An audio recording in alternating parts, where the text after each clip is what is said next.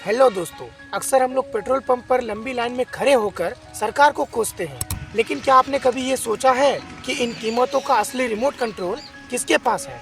जी नहीं, ये सिर्फ सरकार के हाथ में नहीं होता है। पेट्रोल और डीजल की कीमतें अंतर्राष्ट्रीय बाजार में कच्चे तेल की कीमत पर निर्भर करती हैं। जब दुनिया के बड़े तेल उत्पादक देशों में तनाव होता है या जंग छिड़ती है, तो तेल की कीमतें रातों रात बढ़ जाती है। भारत में कंपनियां हर सुबह अंतर्राष्ट्रीय बाजार के हिसाब से कीमतें तय करती है, जिसमें टैक्स का भी हिस्सा होता है, लेकिन बुनियादी कीमत दुनिया के हालात तय करते हैं। आपको जानकर हैरानी होगी कि भारत अपनी जरूरत का लगभग 80 से 85% तेल दूसरे देशों से खरीदते हैं। हम मुख्य रूप से रूस, ईरान, सऊदी अरब जैसे देशों पर निर्भर हैं। अब कल्पना कीजिए, अगर ईरान और इजराइल जैसे देशों के बीच जंग छिड़ता हो तो वो समुद्री रास्ते बंद हो सकते हैं जहाँ से तेल के जहाज गुजरते हैं। जब सप्लाई रुक जाती है तो पूरी दुनिया में तेल की किल्लत हो जाती है, क्योंकि हम विदेशी मुद्रा यानी डॉलर में भुगतान करना पड़ता है। इसलिए वैश्विक बाजार में मची एक छोटी सी हलचल भी हमारे देश के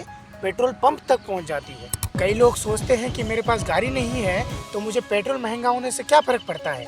ये सबसे बड़ा गलतफहमी है। जब पेट्रोल महंगा होता है तो खेतों में चलने वाले ट्रैक्टर और पंप सेट का खर्च बढ़ जाता है। इसके बाद जो ट्रक सब्जियां, फल और अनाज मंडी तक पहुंचाते हैं, उसका किराया भी बढ़ जाता है। नतीजा यह होता है कि आपके थाली में आने वाली दाल, चावल और सब्जियां महंगी हो जाती है। यानी डीजल का दाम बढ़ना सिर्फ सफर महंगा होना नहीं, बल्कि देश का हर चीज की कीमत बढ़ना है। ये महंगाई का वो चक्र है जिसमें गरीब और मध्यम वर्ग सबसे ज्यादा पिसता है। तो क्या हमें सिर्फ हाथ पर हाथ रखकर बैठ जाना चाहिए और बढ़ती कीमतों का इंतजार करना चाहिए?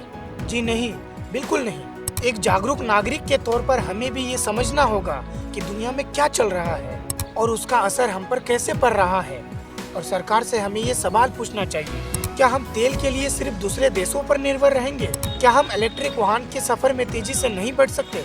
जब तक हम जागरूक नहीं होंगे और इन मुद्दों की गहराई को नहीं समझेंगे, तब तक हम एक आम उपभोक्ता बनकर रह जाएंगे। अपनी राय कमेंट में जरूर दें। आपको क्या लगता है, इस महंगाई का समाधान क्या है?